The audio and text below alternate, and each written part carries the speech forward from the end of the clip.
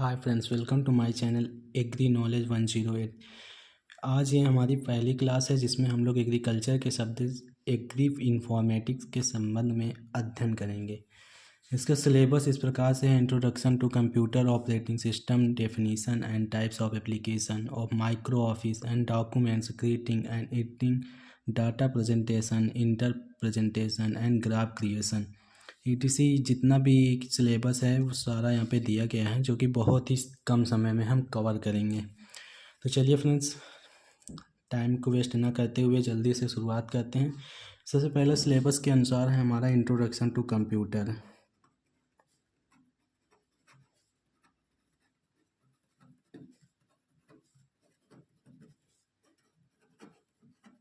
Computer क्या होता है, कैसे कंप्यूटर की शुरुआत हुई, कैसे कंप्यूटर को बनाया गया, सारा अध्ययन हम लोग करेंगे।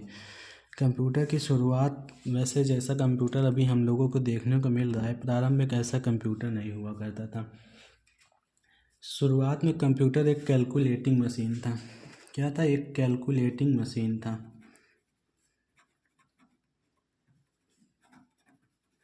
कैलकुलेटिंग मशीन था जो कि इसका आविष्कार हुआ था चीन में, चाइना। जी हाँ, चाइना में इसका आविष्कार हुआ था और इसका नाम था एबिकस। इसका प्रयोग किया जाता था कैलकुलेशन के लिए।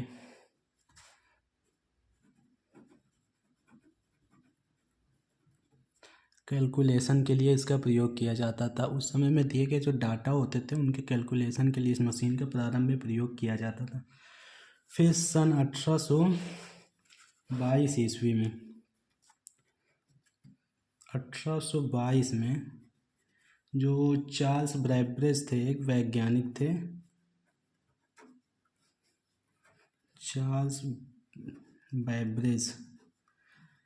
इन्होंने एक कैलकुलेटिंग मशीन का आविष्कार किया और फादर ऑफ कंप्यूटर के नाम से ये जाने जाते हैं। Father of computer.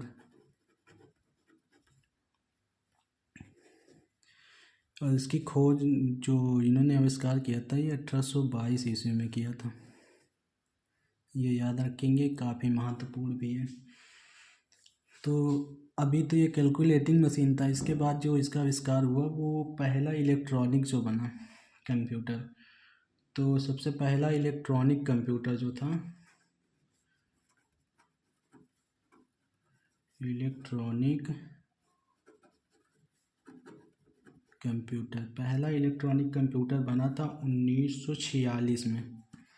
1946 में बना था और इसका नाम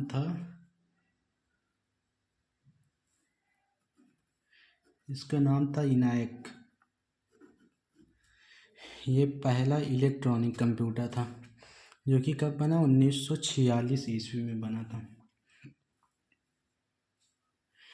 आइए अब चर्चा करते हैं कंप्यूटर वर्ल्ड के बारे में।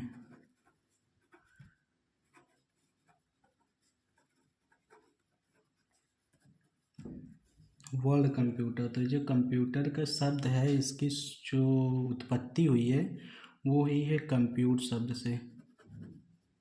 कंप्यूट से हुई है, जिसका अर्थ होता है कैलकुलेशन या ऐड करना।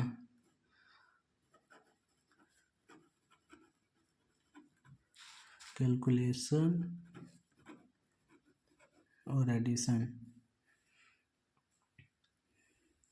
कंप्यूटर की डिफिनेशन अगर देना चाहें तो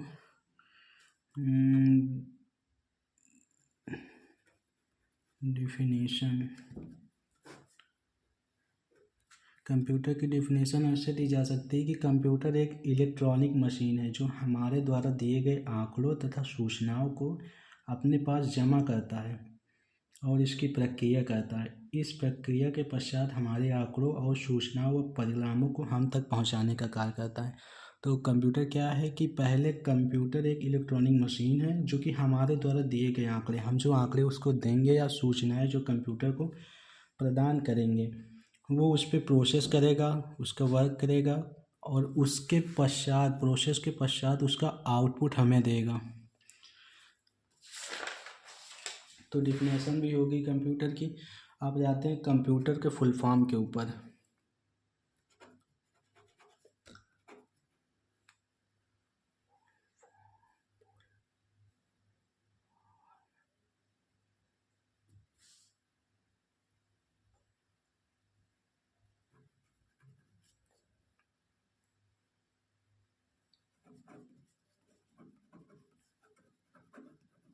फुल फॉर्म ऑफ कंप्यूटर। देखिए कंप्यूटर में जो शब्द हैं उसमें होता है COMPU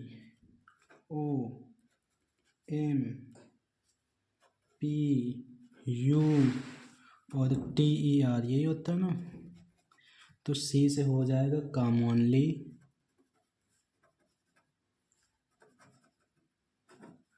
O से हो जाएगा ऑपरेटेड, M से हो जाएगा मशीन, P से पर्टिकुलरली,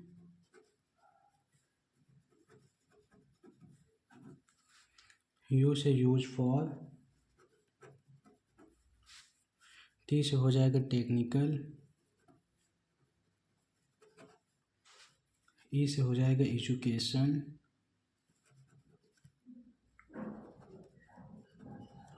R से हो जाएगा रिसर्च। तो ये होगा कंप्यूटर का फुल फॉर्म। इसके अलावा भी कुछ फुल फॉर्म लिख लेते हैं जो कि आगे चल के काम ही देंगे हमें। जैसे कि हो जाएगा यहाँ पे CPU का लिख लेते हैं, CPU। तो C से हो जाएगा सेंट्रल, P से हो जाएगा प्रोसेसिंग,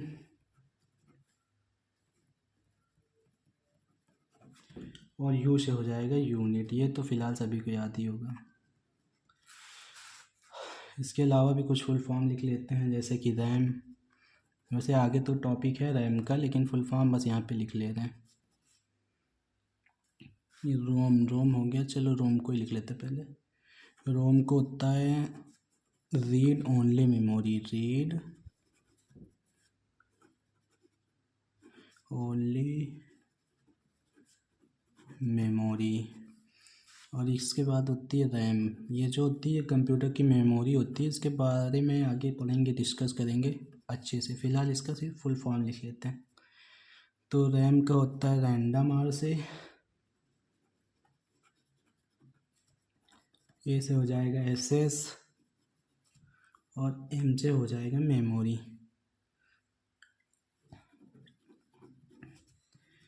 एक और लिख लेते हैं DVD की, DVD। D से होता है डिजिटल, डिजिटल। V से हो जाएगा वीडियो,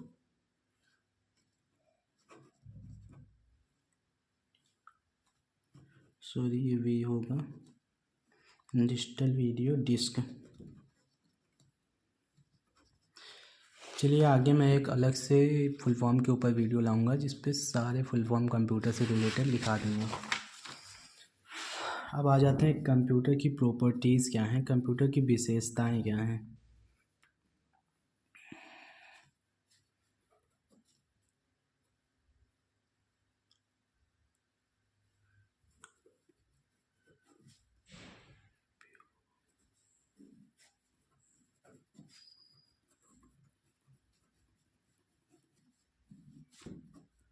कंप्यूटर की विशेषताएं, प्रॉपर्टीज़। देखिए सबसे पहले तो कंप्यूटर की विशेषता ये है कि ये स्पीड कार्य को करता है। इसकी गति जो होती है इसकी बहुत ही, मान लीजिए बहुत ही अच्छी इसकी विशेषता है कि ये कार्य को सबसे तेज़ी से करता है। कंप्यूटर का सबसे बड़ा गुण है उसकी गणना करने की तीव्रता, कि जो फास्ट उसकी गणना कर लेता है वो स्पीड से गणना करता है। वास्तव में कंप्यूटर का निर्माण तेज़ गति से गणना करने वाली मशीन के रूप में ही किया गया है, इसलिए स्पीड तो इसकी काफ़ी महत्वपूर्ण ही है। दूसरा हो जाएगा इस पे स्टोरेज। कंप्यूटर जो होता है वो स्टोरेज करके भी, स्टोरेज भी इसकी काफ़ी भूमिका होती है। ये दिए गए डेटा को स्टोर करके रखता है और काफ़ी समय तक रखे रहता है। कंप्यूटर में भंडारण की क्षमता मनुष्य से तो अधिक होती है, बाकी कहें बहुत ही अधिक होती है। और ये बड़े बड़े आंकड़ों डेटा हो गया और इंफॉर्मेशन होगी कुछ छोटी से छोटी जगह में स्टोर करके रखता है, इसलिए इसकी स्टोरेज भी एक बहुत ही अच्छी प्रॉपर्टीज़ है। तीसरी विशेषता इसमें होती है एक्वेरेंसी। एक्वेरेसी इसका मतलब होता है ये त्रुटि नहीं करता है, मतलब त्रुटिहीनता होती है इसकी हिंदी।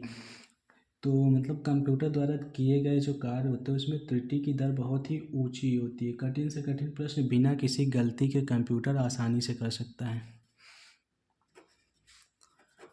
Part of computer.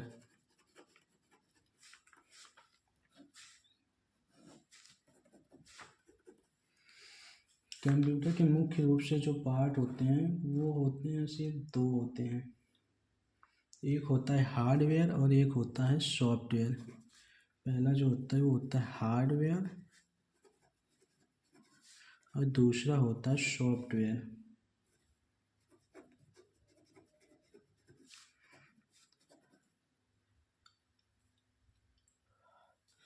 ये हार्डवेयर जो होते हैं ये कंप्यूटर से जुड़ी हुई ऐसी मशीन होती है जिसको हम देख सकते हैं, उसको छू सकते हैं। जैसे कि इसमें आ जाएगा कीबोर्ड हो जाएगा। देखिए कीबोर्ड को देख भी सकते हैं और छू भी सकते हैं। इसके अलावा कंप्यूटर की पूरी बाहरी बॉडी आ जाएगी, माउस आ जाएगा और अन्य कंप्यूटर के वो सभी पार्ट सीपीयू हैं, स्कैनर है। ये सभी पार्ट जो होते हैं जिनको हम छू सकते हैं और देख सकते हैं ये हार्डवेयर के अंतर्गत आते हैं। अब सॉफ्टवेयर के अंतर्गत वो फाइल्स और सॉफ्टवेयर होते हैं जिनको हम देख सकते हैं लेकिन छू नहीं सकते। कंप्यूटर की डिस्प्ले में अगर आप गौर करेंगे तो छोटे छोटे से आइकॉन्स होते हैं, फाइल्स होती हैं और सॉफ्टवेयर अन्य होते हैं जो कि कार्य को आसानी से सरलता से कर सकते हैं। जैसे कि उसमें मान लीजिए फ़ोटोशॉप हो गया, MS वर्ड हो गया, ये सब प्रोग्राम होते हैं जिनको हम देख तो सकते हैं लेकिन छू नहीं सकते हैं। इस तरह के सारे जो कंप्यूटर के पार्ट होते हैं वो सॉफ्टवेयर के अंतर्गत ही आते हैं। अभी जो सॉफ्टवेयर होता है ये फिर से दो भागों में डिवाइड होता है। तो सॉफ्टवेयर जो है software divided into two parts. पहला पार्ट जो होता है सिस्टम सॉफ्टवेयर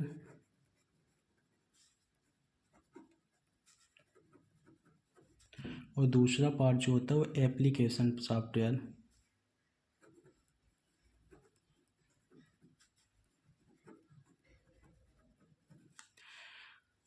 सिस्टम सॉफ्टवेयर जो होते हैं ये सॉफ्टवेयर कंप्यूटर को चलाते हैं जो कि सर्वप्रथम कंप्यूटर पे लोड रहता है, जिसे हम सिस्टम सॉफ्टवेयर कहते हैं। जैसे कि विंडो हो गया, डॉस हो गया, ये सब होते हैं। सिस्टम सॉफ्टवेयर क्या होते हैं जो कि कंप्यूटर को चलाते हैं। ये सॉफ्टवेयर कंप्यूटर को चलाते हैं जो सर्वप्रथम कंप्यूटर में लोड रहता है। जैसे कि मान लीजिए इसमें आ जाएगा विंडो हो गया, एग्जाम्पल में लिख लीजिए जैसे विंडो हो जाएगा और डॉस हो जाएगा। और एप्लीकेशन सॉफ्टवेयर होते हैं वो एप्लीकेशन के रूप में होते हैं जो कि सॉफ्टवेयर अभी मैंने बताया ना, जैसे फ़ोटोशॉप हो गया, MS ऑफिस हो गया, ये सब इसी के अंतर्गत आते हैं। तो लिख लेते हैं एग्जाम्पल में MS ऑफिस और DTP हो गया, ये सब जो होते हैं सॉफ्टवेयर सिस्टम एप्लीकेशन सॉफ्टवेयर के अंतर्गत आते हैं।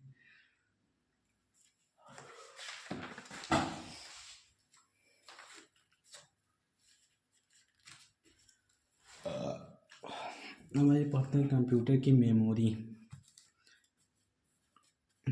Of computer.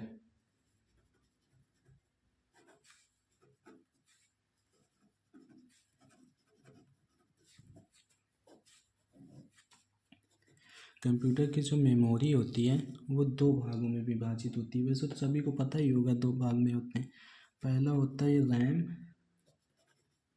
बहुत सिंपल सी बात है, पता होनी भी चाहिए। रैम अभी जो पीछे मैंने फुल फॉर्म लिखाया ये वो होती है। और एक होती है रोम। तो रैम ये मेमोरी एक चिप की तरह होती है जो कि मेटल ऑक्साइड सेमीकंडक्टर से बनी होती है। लिख देते हैं जैसे मेटल ऑक्साइड, ये जो बनी होती है मेटल ऑक्साइड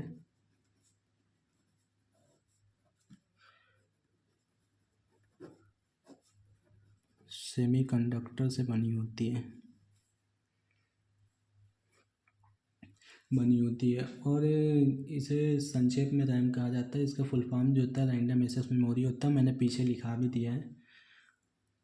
ये रैम में जो सूचनाएं होती हैं वो अस्थायी होती हैं। इसमें जो सूचनाएं होंगी कैसी होंगी, डेटा जो होगा, डेटा वो इनस्टेबल होगा, अस्थायी होगा। डेटा इसमें जो होगा वो अस्थायी होगा।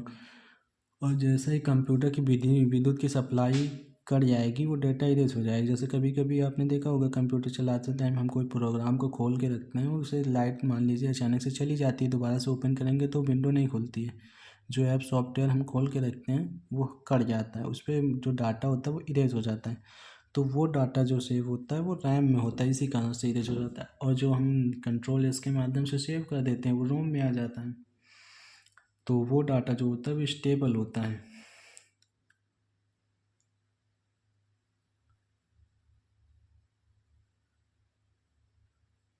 इसमें जो डाटा होगा ये स्थायी होगा। इसमें डाटा जो होगा वो स्थायी रहेगा, विद्युत जाने के बाद भी सुरक्षित रहेगा आपका डाटा।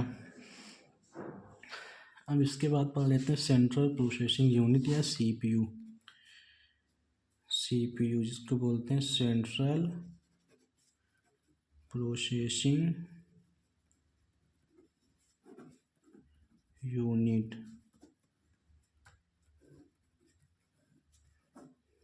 सेंट्रल प्रोसेसिंग यूनिट, इसको शॉर्टकट में बोलते हैं सीपीयू।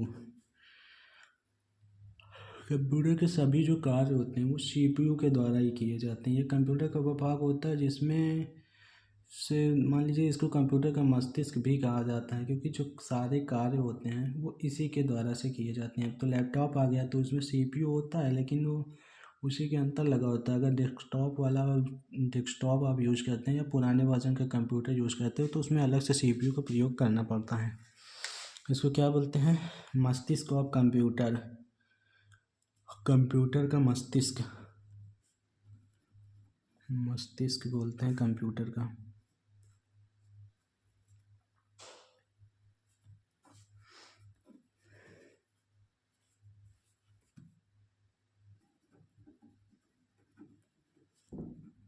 कंप्यूटर का मस्तिष्क होता है ये सेंट्रल प्रोसेसिंग यूनिट जो होती है।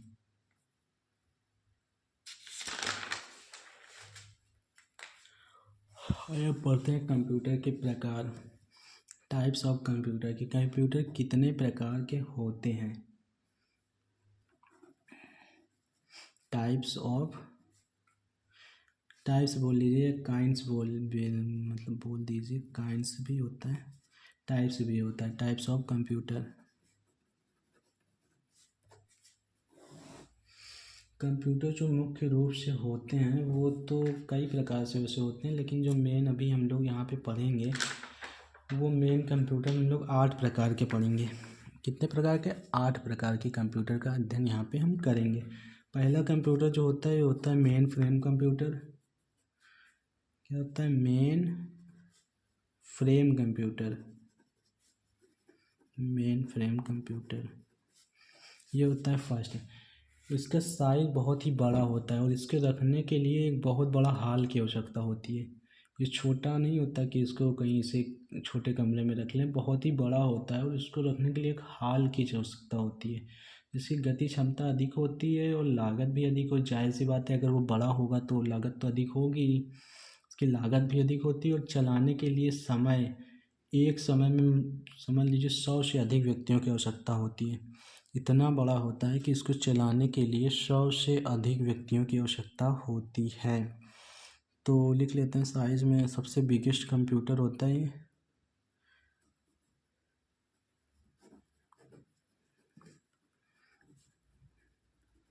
बिगेस्ट इन साइज, चलाने के लिए कितने, चलाने के लिए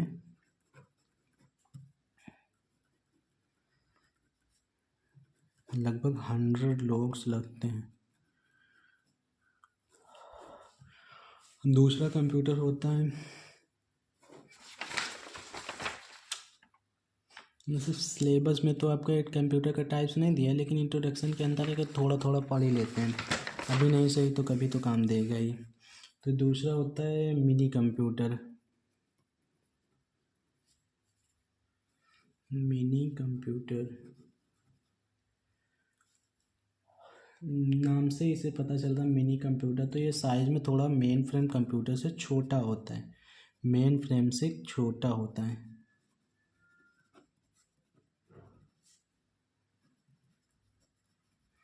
मेन फ्रेम से छोटा होता है। चलाने के लिए 10 लोगों की आवश्यकता होती है लगभग। चलाने के लिए कितने लोगों की आवश्यकता होती है? 10 लोगों की।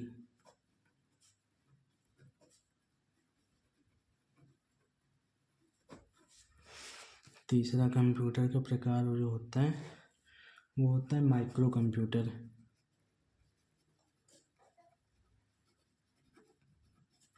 माइक्रो कंप्यूटर जो होता है इसे पर्सनल कंप्यूटर या पीसी भी कहते हैं। इसकी गति क्षमता मेन फ्रेम और मिनी फ्रेम कंप्यूटर की तुलना में अत्यधिक कम होती है, इसलिए इसका उपयोग सामान्य व्यक्ति भी बड़ी आसानी से कर सकता है। इसे मेज के ऊपर रखकर आसानी से चलाया जा सकता है, और इसे चलाने के लिए केवल एक ही व्यक्ति की आवश्यकता होती है। जैसे कंप्यूटर आपने देखे होंगे ना, माइक्रो कंप्यूटर ही होते हैं वो, उसके ऊपर पीसी बोलते हैं ना, पर्सनल कंप्यूटर, ये वही होता है माइक्रो कंप्यूटर। इसके बाद एक फोर्थ होता है सुपर कंप्यूटर।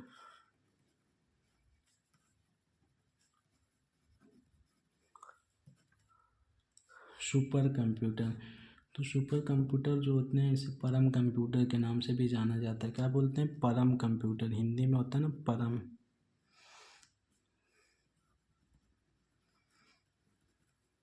परम कंप्यूटर के नाम से भी जाना जाता है, जो कि मौसम विभाग के लिए रखा गया है। इसका उपयोग वैज्ञानिक उद्देश्य की गणनाओं के लिए किया जाता है, और इसकी लागत जो होती है बहुत ही अधिक, लगभग करोड़ों में इसकी लागत होती है। सामान्य व्यक्ति इसका प्रयोग कैसे कर सकता है? क्या ऐसी बातें नहीं कर सकता? तो इसका प्रयोग कौन कर सकते हैं? वैज्ञानिक करते हैं, वो भी मौसम विभाग के वैज्ञानिक करते हैं। कौन करता है? मौसम विभाग के वैज्ञानिक।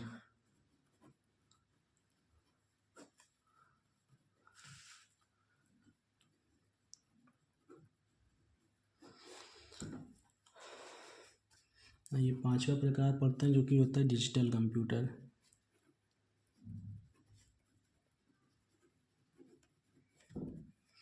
डिजिटल कंप्यूटर, इस श्रेणी में वह डाटा आते हैं जो कि डाटा को सीधे प्रोसेस करते हैं। विशेष रूप से कंप्यूटर बिजनेस एप्लीकेशन के लिए यूज़ करते हैं।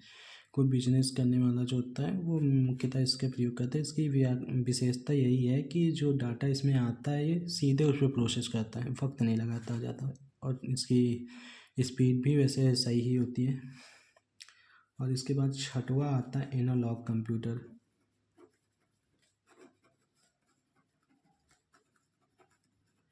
एनालॉग कंप्यूटर, ये वे कंप्यूटर होते हैं जो प्रतिशत डाटा चेंज करते रहते हैं। क्या करते हैं? हर सेकंड डाटा को चेंज करते रहते हैं। इसकी क्वालिटी क्या है? Data change, change the data या डाटा चेंज।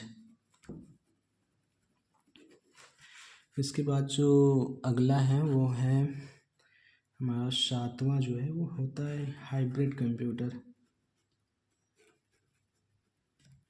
हाइब्रिड कंप्यूटर, वैसे हाइब्रिड शब्द से तो आप अच्छी तरह से परिचित होंगे क्योंकि एग्रीकल्चर के स्टूडेंट हैं, लेकिन यहाँ पे जो हाइब्रिड शब्द प्रयोग हुआ है ये भी वही सेम ही अर्थ है। सिर्फ यहाँ पे क्या होता है कि जो हाइब्रिड कंप्यूटर है डिजिटल और एनालॉग दोनों के गुण पाए जाते हैं। इसमें जो क्वालिटी होती है वो डिजिटल कंप्यूटर और एनालॉग कंप्यूटर दोनों के गुण होते हैं, इसलिए हाइब्रिड कंप्यूटर कहलाता है। इसमें क्या होती है? Digital computer and analog computer, दोनों की क्वालिटीज़ को, दोनों के गुण पाए जाते हैं, इसीलिए इसे हाइब्रिड कंप्यूटर कहते हैं। सुपर मिनी कंप्यूटर एक लास्ट कंप्यूटर है। 8 प्रकार मैंने बोला था, वो 8 में से ये लास्ट ही है। ये मिनी कंप्यूटर का ही विकसित रूप है, जो कि मिनी कंप्यूटर की अपेक्षा तेज़ है। ये 1 लाख से अधिक, जो 1 लाख से अधिक इंस्ट्रक्शंस को एक सेकेंड में प्रोसेस कर सकता है। इंस्ट्रक्शन जो होते हैं उसे 1 सेकंड में 1 लाख से अधिक कर सकता है। सुपर मिनी कंप्यूटर इसीलिए इसे कहा जाता है क्योंकि इसकी प्रोसेसिंग क्षमता तेज़ है। तो सुपर तो जाहिर सी बात कहा जाएगा, लेकिन मिनी कंप्यूटर इसलिए क्योंकि ये मिनी कंप्यूटर का ही विकसित रूप है, इसीलिए इसे मिनी कंप्यूटर बोला जाता है। तो मिनी कंप्यूटर का विकसित रूप क्या है कि ये सुपर मिनी कंप्यूटर, और इसकी जो क्वालिटी है वो क्या है कि 1 लाख से अधिक इंस्ट्रक्शन,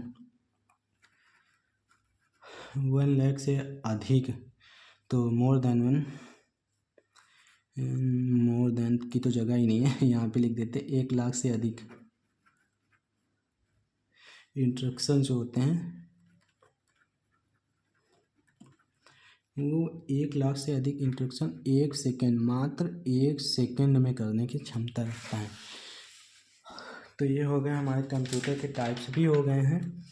अभी है कंप्यूटर की पीढ़ियाँ, कितनी पीढ़ियाँ, कितनी जनरेशन थी कंप्यूटर की, तो वो देख लेते। सिलेबस में वैसे जनरेशन के विषय में तो है नहीं, लेकिन इंट्रोडक्शन तो कंप्यूटर था वो मैंने करा दिया। Operating system, definition, types of application, MS office. ये MS office and types of application,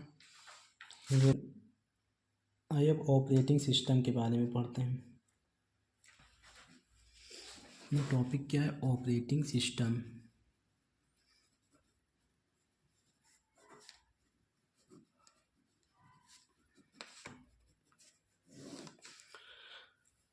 operating system है तो इसमें हम लोग पहले पढ़ते हैं विंडो ऑपरेटिंग सिस्टम। क्या पढ़ते हैं? Window operating system.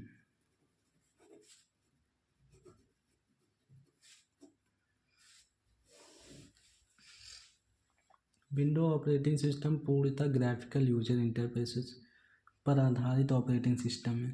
इसे लगभग वही 1980, हाँ 1980 में सर्वाधिक विंडोज लोकप्रिय ऑपरेटिंग सिस्टम बन गया था।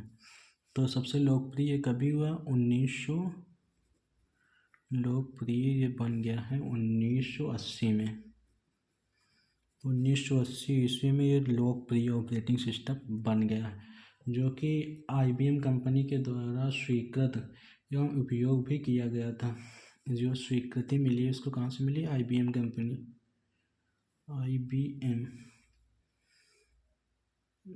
IBM कंपनी के द्वारा उसकी स्वीकृति मिली है एवं उपयोग भी किया गया इसको। तो वर्तमान में तो कई ऑपरेटिंग सिस्टम उपलब्ध हैं, जैसे कि विंडोज 7 है, विंडोज 7, 8, 10 ETC करके आते हैं। बहुत से विंडोज आज तो उपलब्ध हैं जिसका प्रयोग कंप्यूटर में किया जाता है और बहुत ही लोकप्रिय भी है, सभी कंप्यूटर में देखने को मिलता है विंडो ऑपरेटिंग सिस्टम। ये हो गया ऑपरेटिंग सिस्टम आपके, जिसमें अब अगला टॉपिक हम लोग पढ़ते हैं MS office.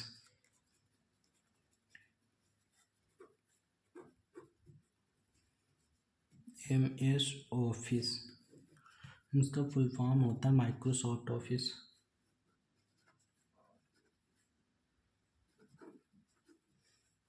Microsoft office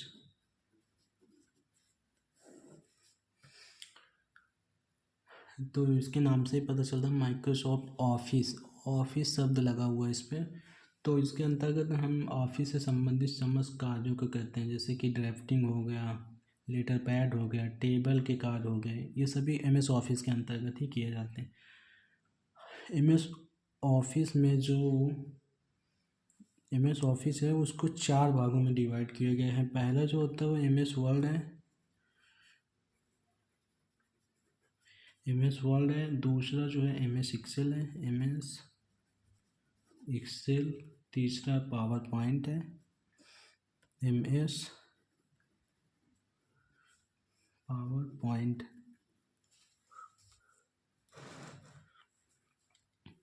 MS PowerPoint है, और चौथा जो है वो है MS Access, MS Access. MS Word जो होता है पहले इसे डिस्कस कर लेते हैं। MS वर्ड का मुख्यतः कार्य होता है लेटर पैड ड्राफ्टिंग के लिए किया जाता है। लेटर पैड एप्लीकेशन लिखने हैं, जैसे आपको टाइप करने हैं, प्रिंट आउट किसी चीज़ के एप्लीकेशन निकालना है, तो उसका कार्य आप MS ऑफिस के अंतर्गत कर सकते हैं। अब देखिए MS वर्ड जो होता है ये काफ़ी लंबा टॉपिक है। इसके संबंध में हम लोग कल डिटेल से अध्ययन करेंगे। फ़िलहाल वीडियो देखने के लिए आपका बहुत बहुत धन्यवाद। Thanks for watching video. अगर वीडियो पसंद आए तो लाइक करें, शेयर करें, सब्सक्राइब करें चैनल को।